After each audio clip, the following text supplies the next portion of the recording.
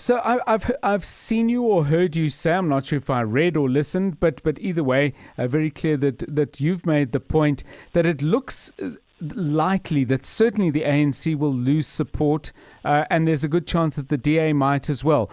Does this open up gaps for existing, if I can call them smaller players, and I mean that numerically, like the EFF on the one hand and the Freedom Front Plus on the other? Or does it create gaps for brand new parties, for example, or reasonably new parties? And those that come to mind would be Good and pertinently Action SA.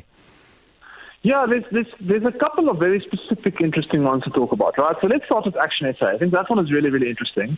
So, until now, we've had no quantitative evidence of exactly how well they'll do.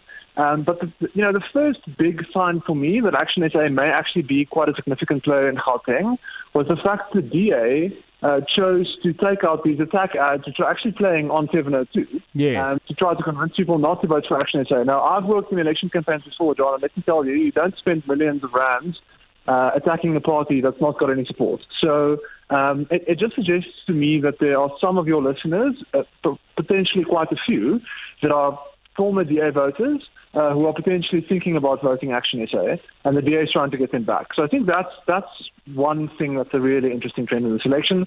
So Action SA, I think, is definitely a credible, possibility to do quite well, it seems. That's the one thing. The other one is the Freedom Front Plus, right? So I think we saw in 2019 there's a portion of the sort of Afrikaans vote that went to the Freedom Front Plus in 2019. I think, who knows whether that'll happen again. And the DA does seem to be campaigning really hard in that portion of the election to try to get those folks back. And I think we just don't know, right? So that's one of the other question marks. And then one that I'm watching very closely is, within the coloured electorate, and up here in Gauteng, it's places like Enedale, Eldos, Eldorado Park, Riverlea, etc. Yes. Where the DA traditionally has done very well, but where in by-elections earlier in the year, Good made some inroads, the Patriotic Alliance made some inroads. So those are some smaller parties where I think there are some questions about. And I think the DA is trying to take a lot of actions to stop these things from happening, right? So this conversation about picking either the DA or the ANC and trying to formulate it as a two-way election, I think, is the DA's attempt to try to squeeze out these smaller parties.